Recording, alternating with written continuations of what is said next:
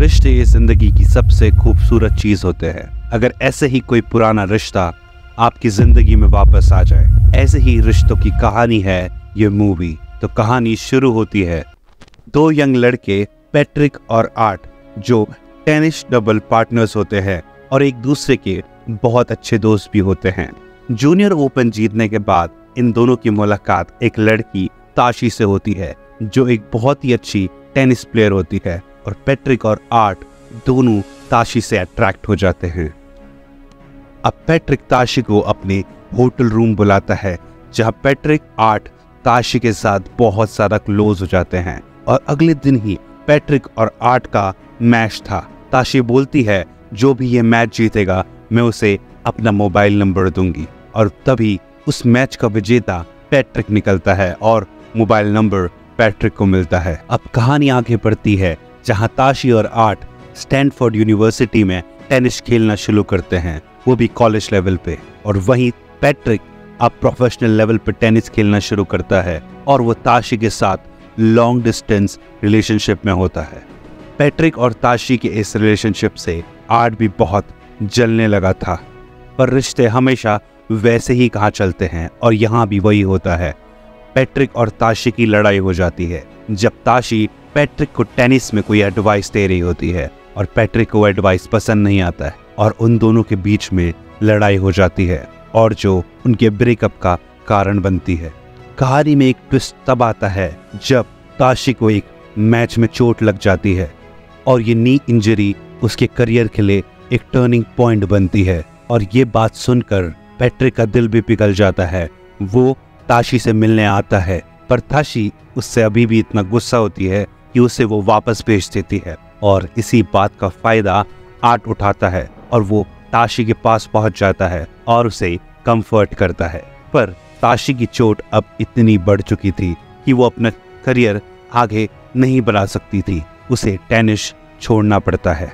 अब कुछ सालों तक ये तीनों एक दूसरे से डिस्कनेक्टेड रहते हैं, पर कुछ सालों बाद ताशी फिर से आर्ट से मिलती है और वो उसकी कोच बन जाती, क्योंकि अब वो टेनिस नहीं खेल पाएगी तो वो आर्ट की एज अ कोच मदद करती है और इन दोनों का एक रोमांटिक रिलेशनशिप शुरू होता है। पर हम देखते हैं कि स्टोरी में ताशी पैट्रिक से भी मिलती है एटलांटा में और वो लोग एक वन नाइट स्टैंड भी करते हैं और जिसका आर्ट को पता लग जाता है।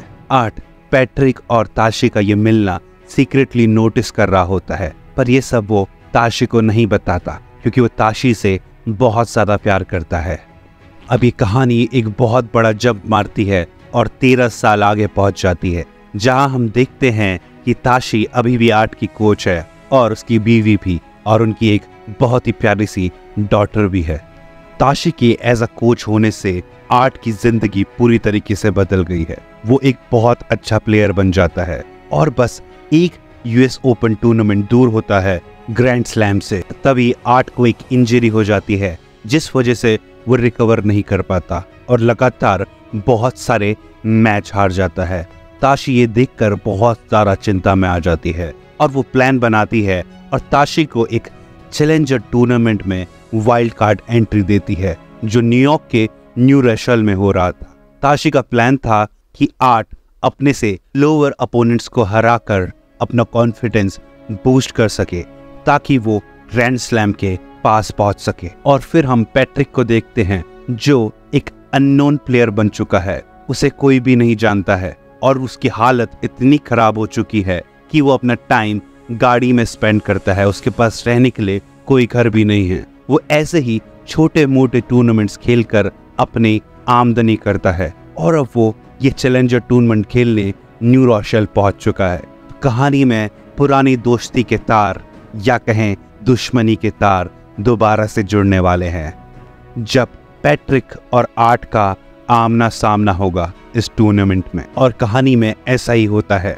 पहले तो पैट्रिक और आर्ट अपने रिस्पेक्टिव अपोनेंट्स को बहुत बुरी तरीके से हराते हैं और उनका सामना होने वाला है इस टूर्नामेंट के फाइनल में। वहां अब कहानी में हम पैट्रिक को देखते हैं जो ताशी से बोलता है कि वो उसकी कोच बन जाए। दरअसल पैट्रिक को लगता है कि ताशी आर्ट से खुश नहीं है, पर ताशी उसे मना कर देती है और वहां से चली जाती है। और तभी कहानी में आगे हम देखते हैं आर्ट ताशी से बोलता है चाहे वो हारे या जीते, इस टूर्नामेंट के बाद वो टेनिस छोड़ रहा है, जबकि उसे पता था कि ताशी अपनी टेनिस का करियर उसके थ्रू ही जी रही है। इस बात से ताशी को बहुत बुरा लगता है। वो बोलती है अगर तुम पैट्रिक से हार गए तो मैं तुम्हें छोड़ दूंगी। ताशी के मन में आर्ट की बात अभी तक चल रही होती।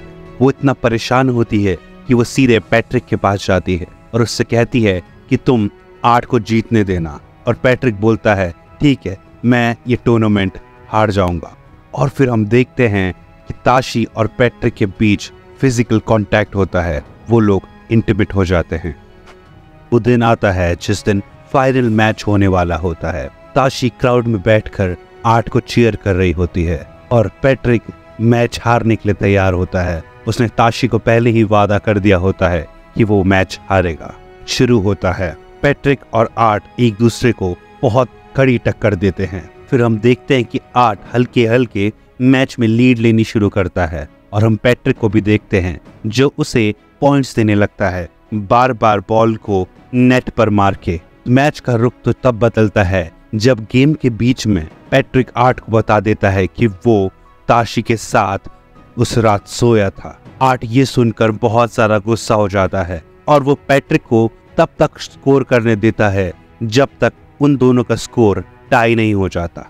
फिर हम देखते हैं कि पैट्रिक और आर्ट के बीच में बहुत ही खतरनाक गेम चलता है और फिर एट द एंड आर्ट एक बहुत ही बढ़िया शॉट मारता है और आर्ट ये मैच जीत जाता है। और फिर हम कुछ ऐसा देखते हैं जो आपने सोचा भी नहीं होगा। आर्ट और पैट्रिक एक दूसरे को ग्रेस करते हैं, वो एक दूसरे के गले मिलते हैं और हमें देखने को मिलता है कि वही पुराने हाई स्कूल्स के फ्रेंड दोबारा मिल चुके हैं। इस मैच ने उनके बीच की जो भी दूरियां थी वो मिटा दी थी और हम वहां दूर भीड़ में ताशी को देखते हैं जो बहुत खुश है और आर्ट के लिए चीयर कर रही है। और ये कहानी यहीं पे खत्म होती है।